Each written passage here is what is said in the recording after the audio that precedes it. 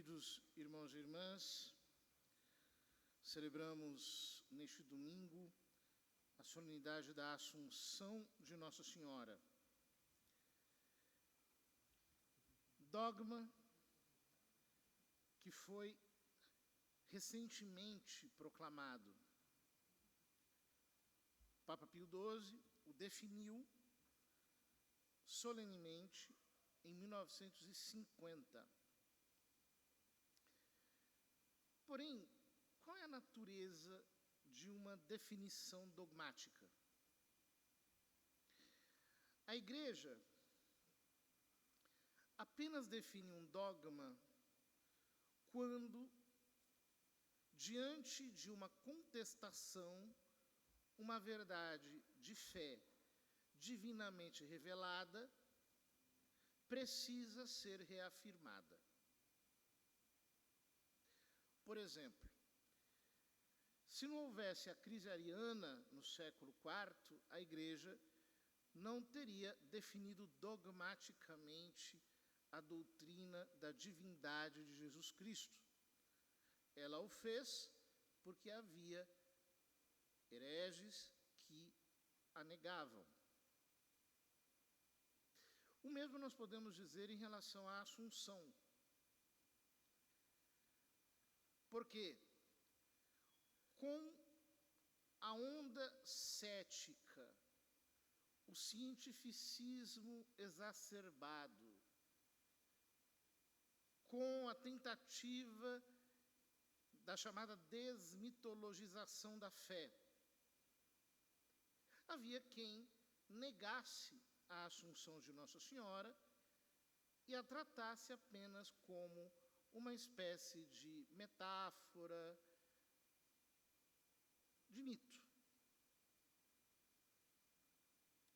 Então, a Igreja a definiu. Todavia, essa definição só pode ser feita uma vez que a Igreja se assegura de que a mesma pertence à divina revelação. Hoje, muitos católicos não conseguem discernir as coisas e, portanto, têm dificuldade para distinguir quando uma verdade é de fé dogmática, teologal, e quando é de fé humana. Por exemplo, nós não somos obrigados a crer nas revelações particulares. A aparição de Nossa Senhora em La Salette, em Garabandal, mesmo em Fátima, mesmo em Lourdes. Se alguém não crer nisso, não tem problema, ele vai para o céu. Ninguém vai para o inferno por não acreditar nas revelações particulares. Porque elas não, na verdade, não acrescentam nada ao depósito da fé. Contudo,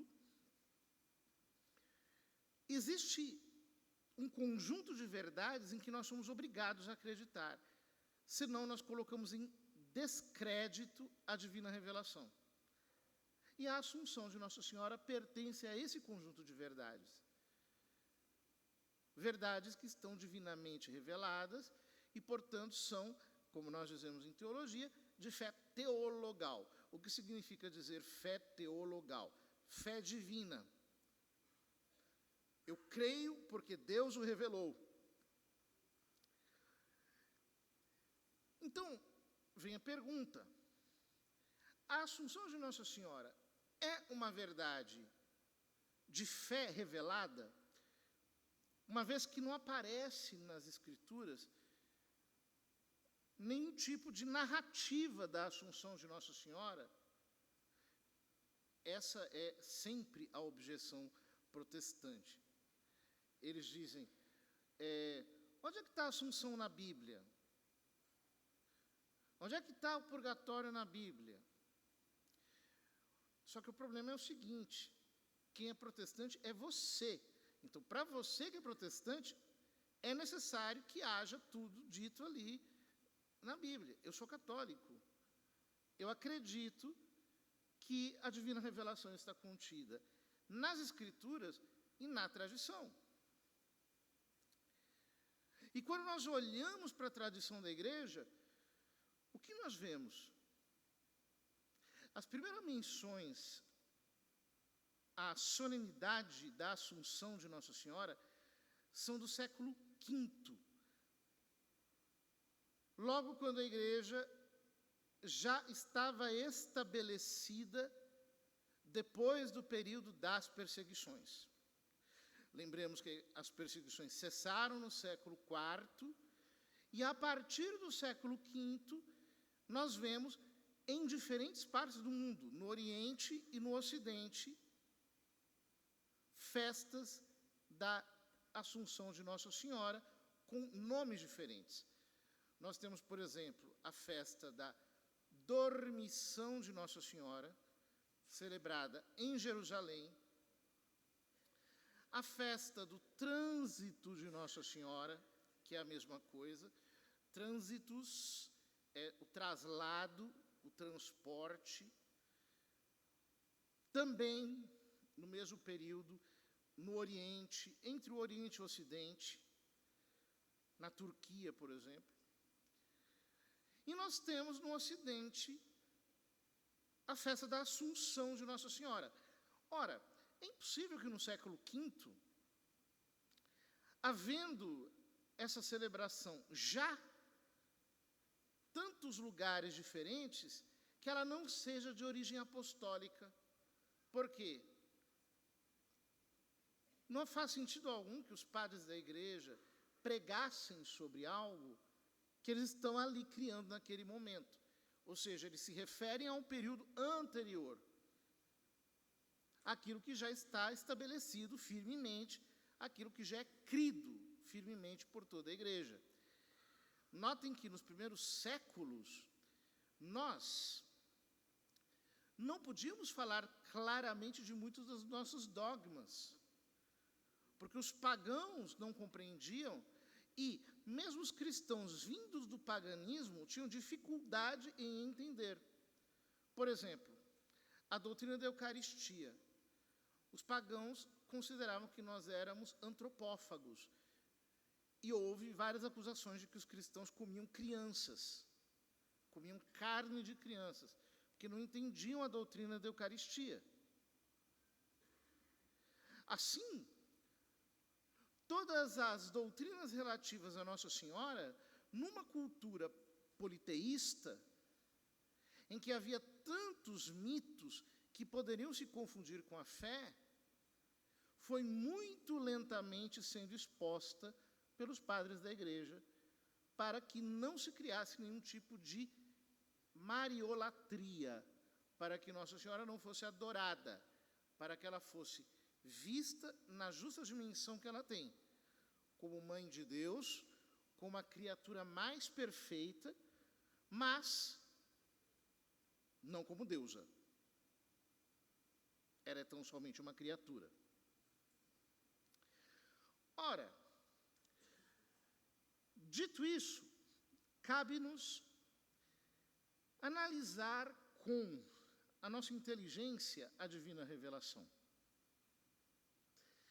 E para compreender o dogma da Assunção de Nossa Senhora, nós precisamos perceber as relações únicas que ela tem com o seu filho. Todos nós sabemos que Deus só pode permitir o mal em função de um bem maior. E, portanto, ele só podia permitir o pecado em função do Redentor. Por isso, as Sagradas Escrituras são muito claras ao dizerem que o Cordeiro foi imolado antes da fundação do mundo, ou seja, que a divina encarnação já estava prevista desde antes de todos os séculos. Deus havia decidido se encarnar, pois antes de criar o mundo, sabia das consequências que a liberdade humana traria consigo. Ora, se Deus se decidiu se encarnar, ele não se decidiu encarnar de maneira indeterminada, mas ele se decidiu encarnar de maneira clara, decidida, de maneira concreta. Por isso, Maria Santíssima e Jesus Cristo estão entrelaçados desde a eternidade nos propósitos eternos de Deus. Ele decidiu se encarnar através de Maria. Portanto, por exemplo, vez ou outra eu escuto alguns protestantes tentando refutar a doutrina católica sobre Nossa Senhora, obviamente sem sucesso algum, a não ser aquele proveniente da ignorância. Quer dizer, a pessoa não conhece, então ela acha que ganhou. Mas, por exemplo, eles não conseguem entender a Imaculada Conceição, porque eles dizem assim: se para Nosso Senhor vir sem pecado, Maria precisava vir sem pecado, então nós deveríamos proceder assim indeterminadamente, porque para ela vir sem pecado, a mãe dela, Santana, também deveria vir sem pecado. Qual que é a falha desse raciocínio? A falha desse raciocínio é que não entende a relação única que ela tem com o Nosso Senhor. Ou seja, a doadora da humanidade de Cristo, pela qual nos vem a salvação, é Maria Santíssima. Deus compôs o seu Filho não apenas nela, mas dela. Não houve, como alguns dizem por aí, nenhum tipo de inseminação artificial. Ela não foi uma barriga de aluguel. Não, a humanidade de Cristo foi composta a partir dela, de um modo como nós não sabemos. Como dizia Santo Agostinho, sine semine, sem sêmen. Portanto, ela é a mãe do Verbo encarnado. E como no Verbo encarnado, no Deus feito homem, não existem duas pessoas, mas existe apenas uma, que é a pessoa divina, ela é mãe de Deus. Ora, por isso ela é sem pecado. Ela, tão somente ela. E não sem previsão dos méritos de Cristo. Ela foi salva pelo seu Filho em antecipação. É um privilégio único, exclusivo dela, por causa da união dela com o mistério da encarnação. Isso é muito grande, porque, vejam, nós somos salvos do pecado original. Porém, depois de termos sido concebidos em pecado, somos salvos pelas águas do batismo. A nossa diferença em relação a ela é que ela foi salva antes de ser concebida, justamente para que no ato mesmo da concepção a graça a preservasse do pecado, por causa da união única e exclusiva que ela tem com Nosso Senhor. Ora, se a união dela com seu Filho é tão estreita, que a coloca numa ordem diferente da nossa, e nós precisamos vislumbrar isso, porque isso não é qualquer coisa. Se, como mãe de Deus, ela é cheia de graça,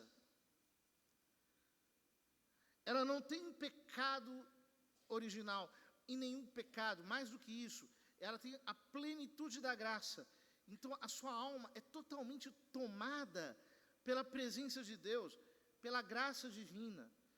Nada há nela que não respire Cristo, que não respire a presença do Espírito Santo. Toda saturada por um amor que é incomensurável. Assim como a humanidade de Nosso Senhor não pôde ser corrompida pela terra, tampouco a dela. Por causa dessa união com Cristo. Vejam, dizem que a gravidade é o lugar natural de todas as coisas. Ou seja, o fogo tende para cima, a pedra tende para baixo. O seu lugar natural é embaixo, assim como o lugar do fogo, naturalmente, é em cima. Nosso Senhor diz aos fariseus: vós sois aqui de baixo, eu sou lá de cima.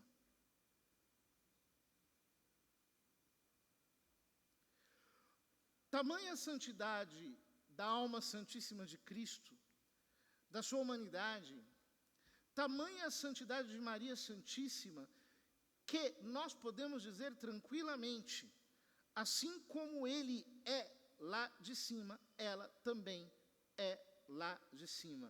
Este é o seu lugar natural. É para lá que ela, terminado o curso da sua vida, foi trasladada, justamente porque ele correspondia a isso enquanto mãe de Deus. Queridos irmãos, isso é grandioso, sobretudo quando extraímos daí as consequências morais. Todos nós vamos morrer. E a morte em si, para todos, é dolorosa. O que é a morte? É a dolorosa separação da alma e do corpo. Todos morrem. Ricos e pobres.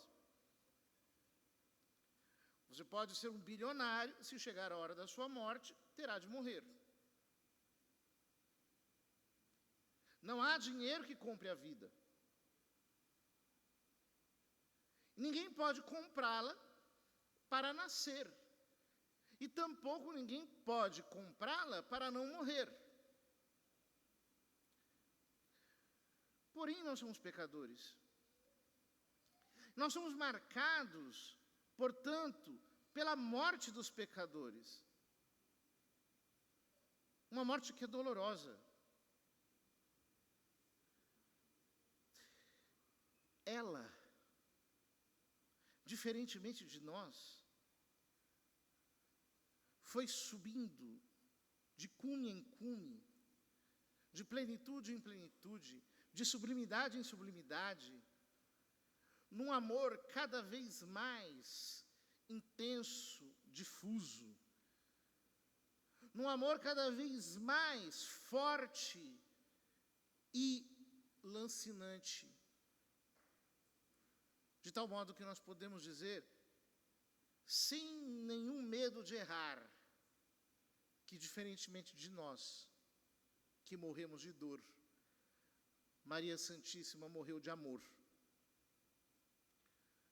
O amor teologal que a graça divina fazia explodir em sua alma, foi o que a fez atravessar esse umbral de maneira tão leve como um sono e tão instantânea como quem é imediatamente glorificada, em apenas passando pelo transe da passagem dessa vida. Isso tudo nos leva a pensar. Se a alma de Maria era tão carregada de amor divino, se ela por um amor incomensurável a Deus, que preenchia todas as suas faculdades, que embebia todo o seu ser, que transbordava dela continuamente, foi subindo num cume de amor, até ser levada ao céu. Nós precisamos buscar as coisas do alto, onde Cristo está sentado à direita de Deus, com sua Mãe Santíssima. Será que se pode aplicar a nós essa advertência de Nosso Senhor aos fariseus? Eu sou lá de cima, vós sois cá de baixo. Será que se pode dizer de nós que somos cá de baixo? Porque o nosso coração quer o que é da terra, a nossa vontade quer o que é da terra, a nossa inteligência cogita o que é da terra, os nossos sentimentos se afeiçoam ao que é da terra. Ou nós, tomados por esse impulso sobrenatural, permitimos que, como Cristo e Maria, nossa alma possa ser elevada às coisas sublimes. De tal modo que, ao ver tudo aqui na terra, eu diga: esta alegria não é nada comparada com a alegria eterna. Este gozo não é nada comparado com o gozo eterno. Essa satisfação não é nada comparada com a satisfação eterna. Se a minha alma tende para o que é sublime, se a minha alma aspira, deseja, anseia pelas coisas do alto, eu, impulsionado pelo fluxo da graça, não hesitarei em deixar tudo para trás, para apenas unir-me a Cristo e ser achado nele. São Paulo dizia que tudo considerava como perda e como lixo, ao posto da soberana vocação. A nossa soberana vocação enquanto cristãos é o céu.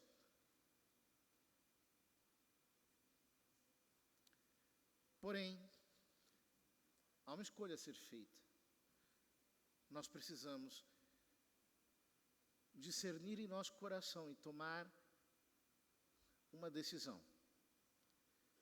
Eu quero ser aqui de baixo ou lá de cima?